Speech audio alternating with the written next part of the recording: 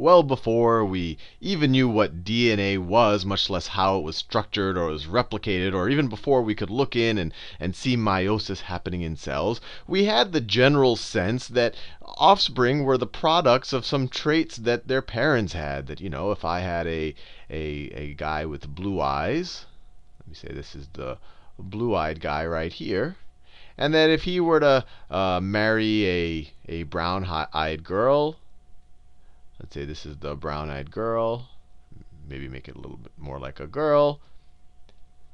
If he were to marry the brown-eyed girl there, that most of the time, or maybe in all cases where we're dealing with the brown-eyed girl, maybe their kids are brown-eyed. Let me do it. So they have a little brown-eyed baby here.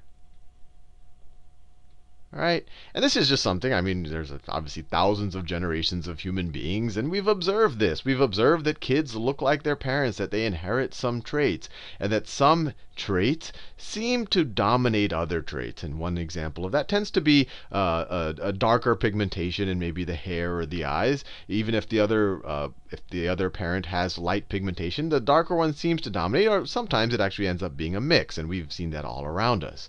Now, this study of what gets passed on and how it gets passed on, it's much older than the study of DNA, which was really kind of discovered in the, or became a big deal in the middle of the 20th century. This was studied a long time, and kind of the father of classical genetics and heredity is Gregor Mendel.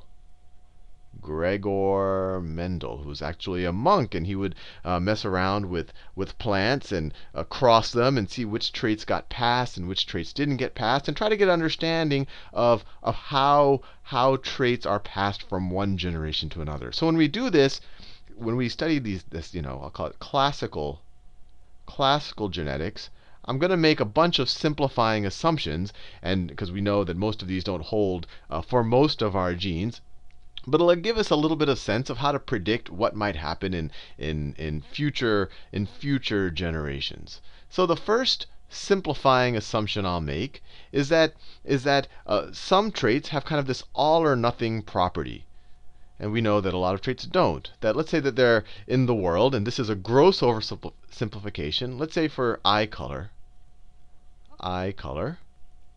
Let's say that there are two alleles. Now remember what an allele was. An allele is a specific version of a gene. So let's say that you could have blue eye color, or you could have brown eye color, or you could have brown-eyed color. That we lived in a universe where someone could only have one of these two versions of the eye color gene. We know that eye color is far more complex than that. So this is just a simplification. And let me just make up another one. Let me say that I don't know, maybe for tooth size. Tooth size. That's a trait you won't see in any traditional biology textbook. And let's say that there's one trait for big teeth, and that there's another allele for small teeth. Small teeth. And I want to make very clear this distinction between a gene and an allele.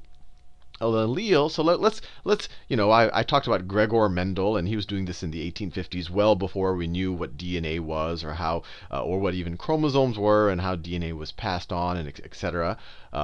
But let's think a little bit about, let's go into the microbiology of it to understand the difference. So I have a chromosome.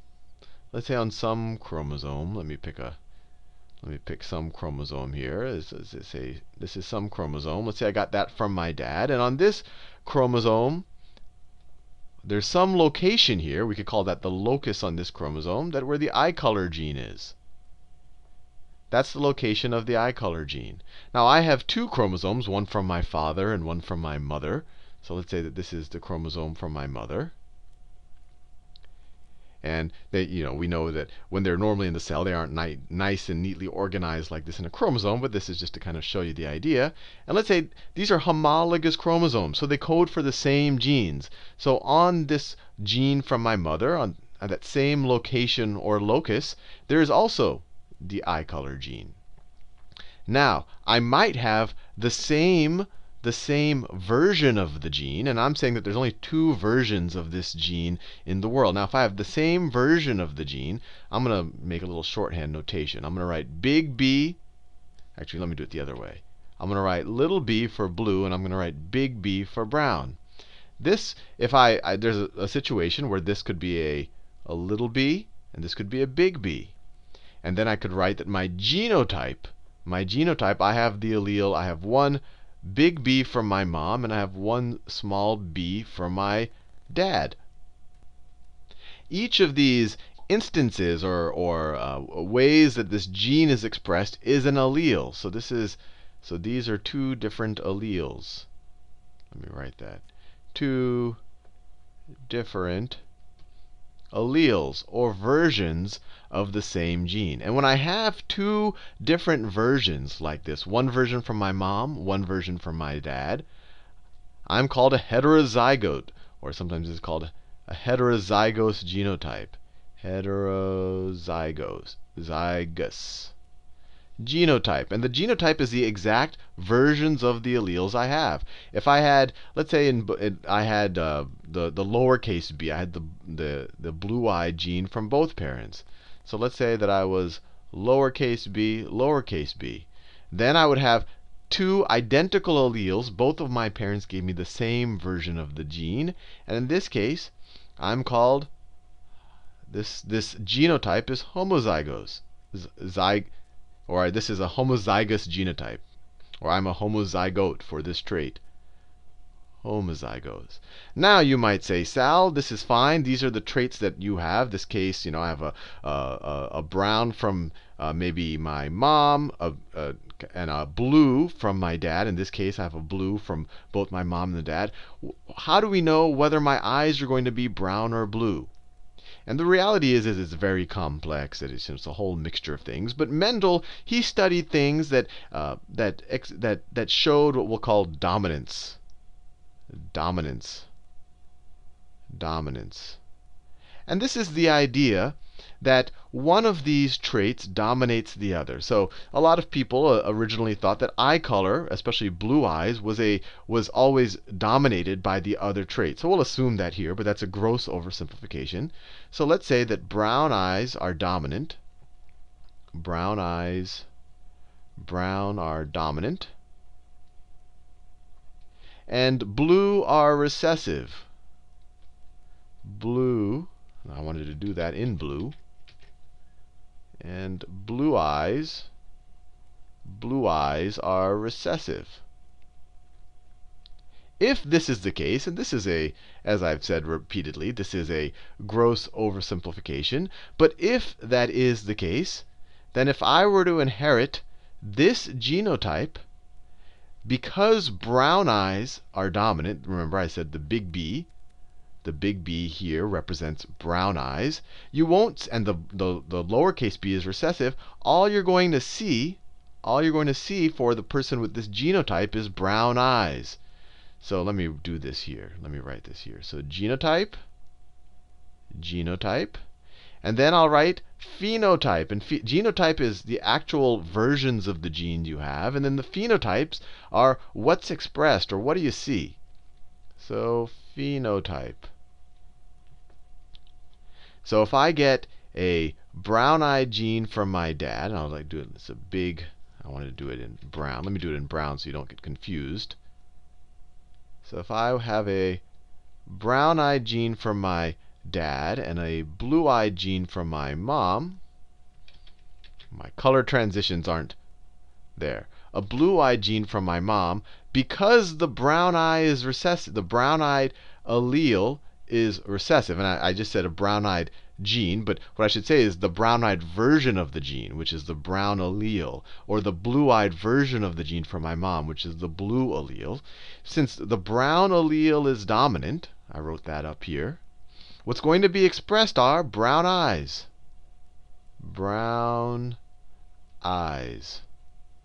Now, if I have, let's say if I had it the other way, let's say I got a blue-eyed from my dad, and I get a blue-eyed allele from my dad, and I get a brown-eyed allele from my mom. Same thing, the phenotype is going to be brown eyes. Now, what if I get a brown-eyed allele from both my mom and my dad? Well, let me see. I keep changing the shade of brown, but they're all supposed to be the same. So let's say I get two dominant brown-eyed alleles from my mom and my dad. Then what are you going to see? Well, you could guess that. I'm still going to see brown eyes. Brown eyes. So there's only one last combination because these are the only two types of alleles we might see in our population. Although for most genes there's more than two types. For example, there's blood types. There's four types of blood. But let's say that I get two blue from each of one blue allele from each of my parents. One from my dad, one from my mom.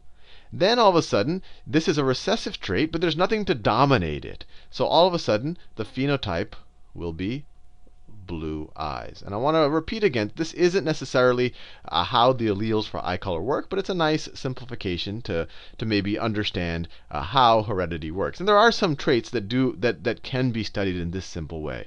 But what I wanted to do here is to show you that many different genotypes, so these are all different genotypes, they all coded for the same phenotype. So just by looking at someone's eye color, you didn't know exactly whether they were homozygous dominant. This would be homozygous dominant, or whether they were heterozygotes. This is heterozygous right here. These two right here are heterozygotes. Heterozygotes. These are also sometimes called as hybrids. But the word hybrid is kind of overloaded. It's used a lot. But in this context, it means that you got different versions of the allele for that gene. So let's think a little bit about what's actually happening when my mom and my dad reproduced. So my dad, well, let's think of a couple of different scenarios. Let's say my dad was, let's say that they're both hybrids. My dad has the brown-eyed dominant allele, and he also has the blue-eyed recessive allele. And let's say my mom has the same thing, so brown-eyed dominant, and she also has the blue-eyed recessive allele. Now let's think about if these two people, before you see what my eye color is, if you said, look, I'm giving you what these two people's genotypes are, and let me label them. This is the, well, I mean, let me make this the mom. I think this is the standard convention. And let's make this right here. This is the dad. This is the dad. What are the different genotypes that their children could have? So let's say they reproduce. And what I'm gonna draw a little grid here. So let me draw a grid. All right. So we know from our study of meiosis that, look, my mom has this gene on. Let me draw the genes again. So there's a homologous pair, right? This is one gene right here, one chromosome right here. That's another chromosome right there. On this chromosome in the homologous pair, there might be the at the eye color locus, there's the brown-eyed gene, and at this one, at the eye color locus, there's the blue-eyed gene. And similarly for my dad, when you look at that same chromosome in his cells, let me do them like this. So this is one chromosome there, and this is the other chromosome here. When you look at that locus on this chromosome, or that location, it has the brown-eyed allele for that gene. And on this one, it has the blue-eyed allele on this gene. And we learned from meiosis when the chromosomes, well, they replicate first, and so you have these, two chromatids on a chromosome, but they line up in meiosis 1 during the metaphase, and we don't know which way they line up. For example, my dad might give me this chromosome, or might give me that chromosome, or my mom might give me that chromosome, or might give me that chromosome. So I could have any of these combinations. So for example, if I get this chromosome from my mom and this chromosome from my dad, what is the genotype going to be for eye color? Well, it's going to be capital B and capital B. If I get this chromosome from my mom and this chromosome from my dad, what's it going to be? Well, I'm going to get the big B from my dad, and then I'm going to get the lowercase b from my mom. So this is another possibility. Now, this is another possibility here where I get the brown-eyed allele from my mom, and I get the blue-eye allele from my dad. And then there's a possibility that I get this chromosome from my dad and this chromosome from my mom. So it's this situation. Now, what are the phenotypes going to be? Well, we've already seen that this one right here is going to, this one's going to be brown. That one's going to be brown. This one's going to be brown. But this one is going to be blue. I already showed you this. But if I were to tell you ahead of time that, look, I have two people, they're both hybrids, or they're both heterozygotes for eye color, and eye color has this recessive dominant situation, and they're both heterozygotes where they each have one brown allele and one blue allele, and they're going to have a child. What's the probability that the child has brown eyes? Brown eyes. What's the probability? Well, each of these scenarios are equally likely, right? There's 4 equal scenarios. So let's put that in the denominator. 4 equal scenarios. And how many of those scenarios end up with brown eyes? Well, it's 1, 2, 3. So the probability is 3/4, or it's a 75% probability. 75% probability. Same logic. What's the probability that these parents produce an offspring with blue eyes? Well, that's only one of the 4 equally likely possibilities. So blue eyes is only 25%. Now, what is the probability that they produce a heterozygote? So what is the probability that they produce a heterozygous offspring? Heterozygous. So now we're not looking at the phenotype anymore. We're looking at the genotype. So of these combinations, which are heterozygous? Well, this one is, because it has a mix. It's a hybrid. It has a mix of the 2 alleles. And so is this one. So what's the probability? Well, there's 4 different combinations. All of those are equally likely, and 2 of them result in a heterozygote. So it's 2/4, or 1/2, or 50%.